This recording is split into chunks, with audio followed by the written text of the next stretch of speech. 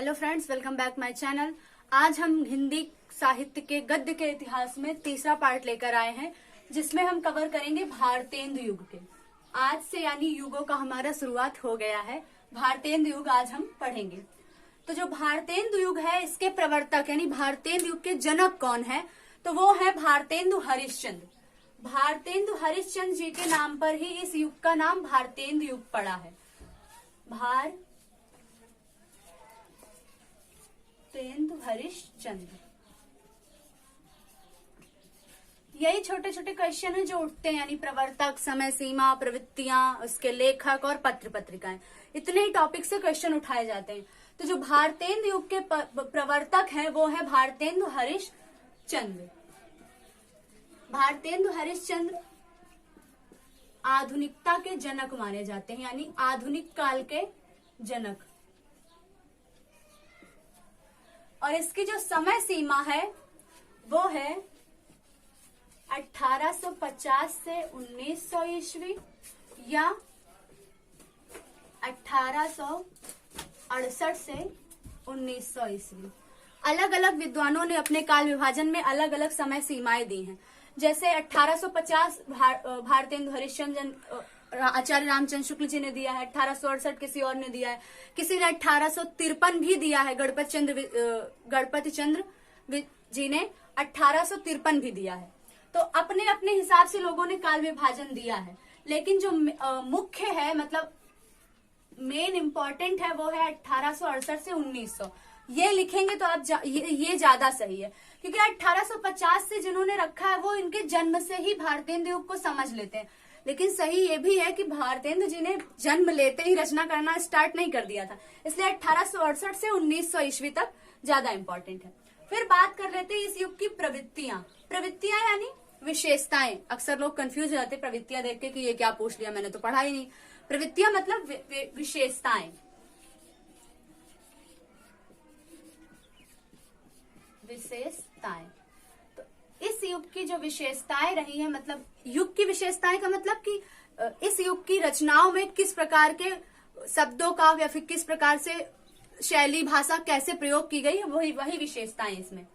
तो इस युग की जो विशेषताएं है वो है, पहला है गद्य का स्वच्छंद, संतुलित एवं शिष्ट रूप। स्वच्छंद,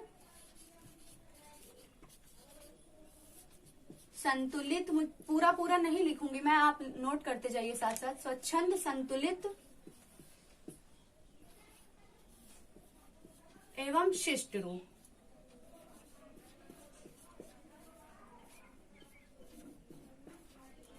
पहला हो गया गद्य का स्वच्छंद, संतुलित एवं शिष्ट रूप।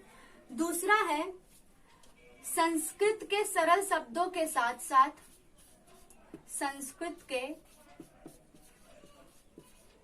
सरल शब्दों के साथ साथ जनसाधारण में प्रचलित विदेशी भाषाओं का भी प्रयोग। जनसाधारण में प्रचलित विदेशी भाषा का भी प्रयोग।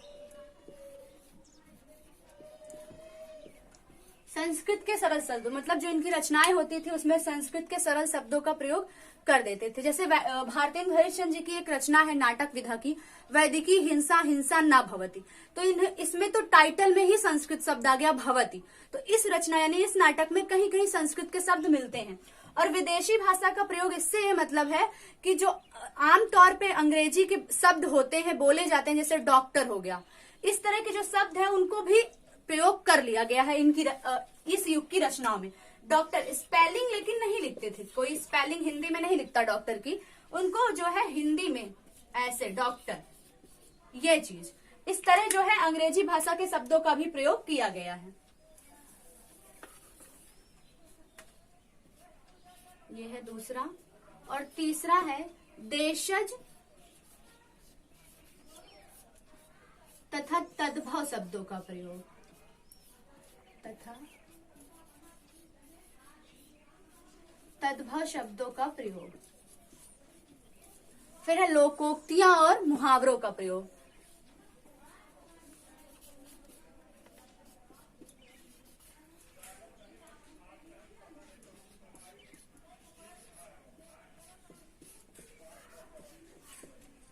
लोकोक्तियां और कहावतों या मुहावरों का प्रयोग।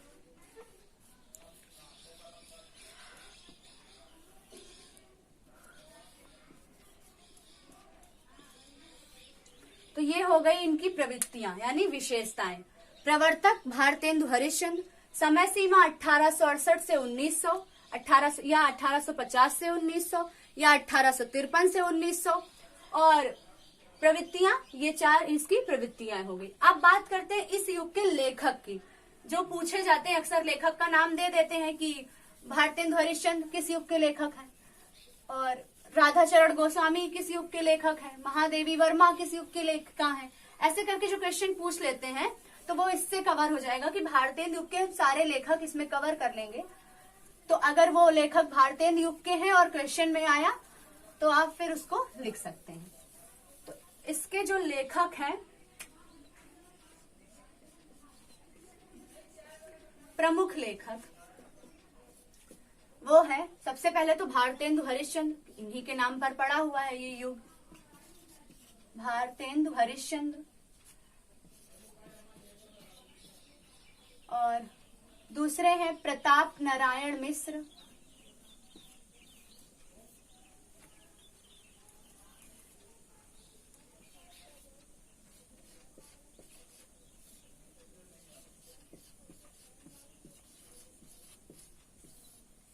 प्रताप नारायण मिश्र।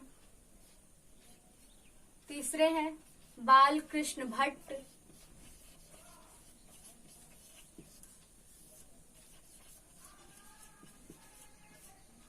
राधाचरण गोस्वामी,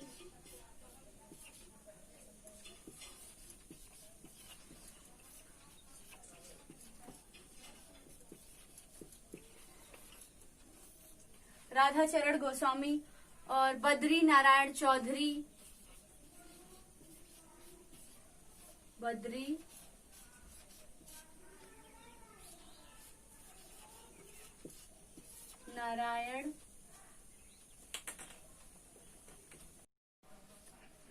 नारायण चौधरी।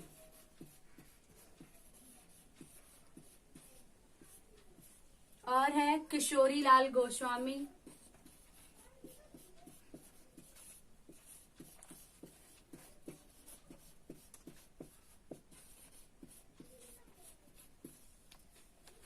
अंबिका दत्त व्यास, काशी प्रसाद खत्री।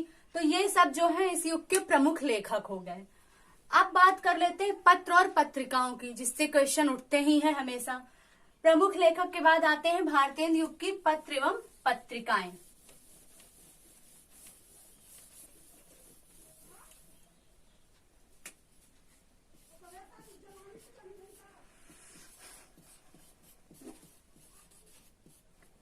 पत्र पत्रिका, तो इसमें हम एक टेबल बना लेते हैं, उसके हिसाब से पढ़ेंगे। पत्रिका,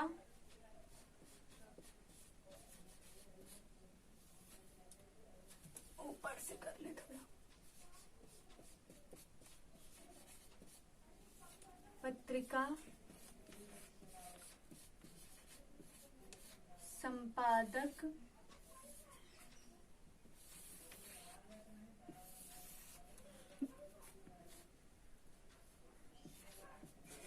स्थान,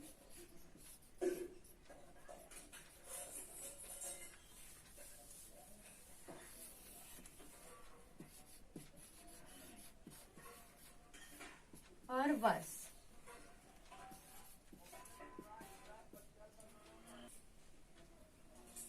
पत्रिका संपादक, स्थान और वर्ष। तो जो पहली पत्रिका है वो है कवि वचन सुधा, कवि वचन सुधा। दूसरी है हरिश्चंद्र मैगजीन, हरिश्चंद्र मैगजीन। ध्यान दीजिएगा, यहाँ पर मैगजीन है, मैग्नीज नहीं, वो रासायनिक तत्व है, यहाँ पर मैगजीन है। कुछ लोग गलत कर देते हैं, मैगजीन के प्लेस पर मैग्नीज लिख देते हैं, साइंस के स्टूडेंट अधिकतर। तो कवि वचन सुधा, हरिश्चंद्र मैगजीन। और तीसरी है हरिश्चंद्र चंद्रिका, हरिश्चंद्र चंद्रिका, चौथी है बाला बोधिनी, बाला बोधिनी। ये जो पत्रिका है बाला बोधिनी, ये सभी मासिक पत्रिकाएं हैं। मासिक मतलब माह में एक बार निकलती थी। तो जो बाला बोधिनी है ये स्त्रियों के लिए विशेष पत्रिका थी, मतलब स्त्रियों के लिए पत्रिका थी ये।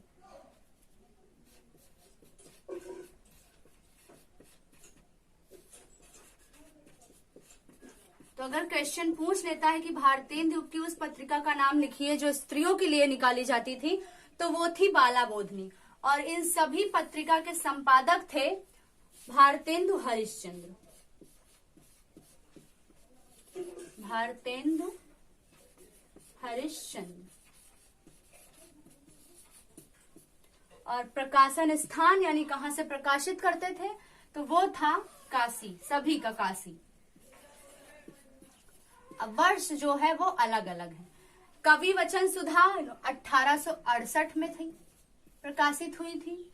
हरिश्चंद्र मैगजीन 1873 में प्रकाशित हुई थी। और हरिश्चंद्र चंद्रिका 1874 में।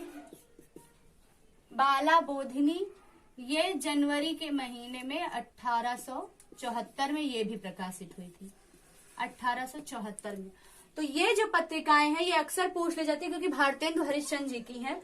तो क्वेश्चन आ जाता है, सन पूछ लेते हैं कभी कभी पत्रिका देकर संपादक का नाम पूछ लेते हैं। और इसके बाद कुछ रचनाएं हैं, पत्रिकाएं हैं, वो है हिंदी प्रदीप,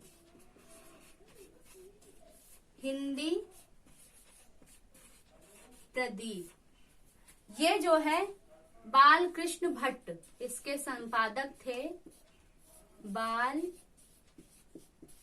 कृष्ण भट्ट। और प्रकाशित जो है इसको कहां से किए थे, इलाहाबाद से।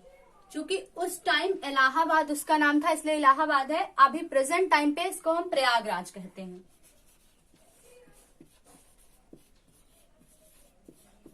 इलाहाबाद यानी कि प्रयागराज, क्योंकि इसका नाम बदलकर प्रयागराज कर दिया गया है, प्रयागराज। और इसका जो संपादन वर्ष है वो है 1877 ईस्वी। फिर है आनंद कादम्बिनी, आनंद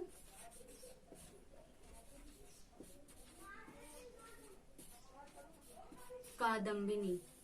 तो इसके जो संपादक हैं वो है प्रेम घन।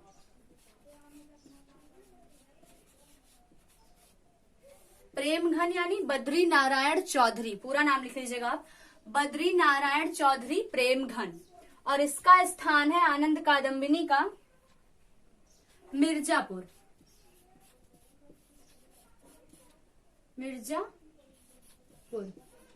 मिर्जापुर से संपादित करते थे इसको। और इसका जो वर्ष है वो है 1881 ईस्वी, 1881 ईस्वी में आनंद कादम्बिनी। फिर एक है ब्राह्मण, जो कि प्रताप नारायण जी की है, प्रसिद्ध पत्रिका है ब्राह्मण। प्रताप नारायण मिश्र, प्रताप नारायण मिश्र। इन्होंने इसका संपादन किया है कानपुर से, इंडस्ट्रियल एरिया है कानपुर। और इसका जो वर्ष है वो है 1883 ईस्वी। यहाँ पे ध्यान दीजिए, मैंने जो ये वर्ष है सारे एक क्रम से लिखे हुए, मतलब क्रम से पत्रिकाएं लगाई हैं। तो अगर आप इसको क्रम से याद करते हैं यानी 68, 73, 74, फिर 74, 77, 81, 83, तो ये क्रम आप ना भूले। अगर सन एक क्रम से याद कर लेते हैं गिनती के रूप में, तो इस क्रम को ना भूले, नहीं गड़बड़ हो जाएगा। पता चला ये क्रम तो आपने याद कर लिया लेकिन ये क्रम आपने उल्टा सीधा कर दिया तो वहां पे गलत हो जाएगा। अगर क्रम से याद करते हैं तो इस बात का ध्यान दीजिए। तो इस भारतेंदु युग में हमने कवर किया पूरा इसके प्रवर्तक यानी भारतेंदु हरिश्चंद्र, समय सीमा 1868 से 1868 से 1900, फिर कुछ प्रवृत्तियां, फिर इसके प्रमुख लेखक, और ये पत्र पत्रिकाएं, जो अक्सर क्वेश्चंस इसी टॉपिक से उठते हैं। अब इसके बाद एक क्वेश्चन है आप लोगों के लिए, जिसका आंसर आप कमेंट में दीजिए। तो इस तरह ये क्वेश्चन जो है हर वीडियो में मैं डालूंगी, इसके थ्रू एक पूरा एक टॉपिक कवर हो जाएगा हमारा हिंदी का। और वो टॉपिक है कि हिंदी में किसको क्या कहते हैं। जैसे कि यहाँ पे प्रेम घन, प्रेम घन किसे कहते हैं, तो बद्री नारायण चौधरी को। तो जो आज का क्वेश्चन है उसका आंसर आप कमेंट में दीजिए, और प्लस अपने नोटबुक में भी लिखते जाइए एक जगह, ताकि पूरा वो टॉपिक आपका कवर हो जाए। तो क्वेश्चन है कि काठिन्य काव्य का प्रेत किसे कहा जाता है। इसे आप सर्च कीजिए और आंसर कमेंट बॉक्स में दीजिए।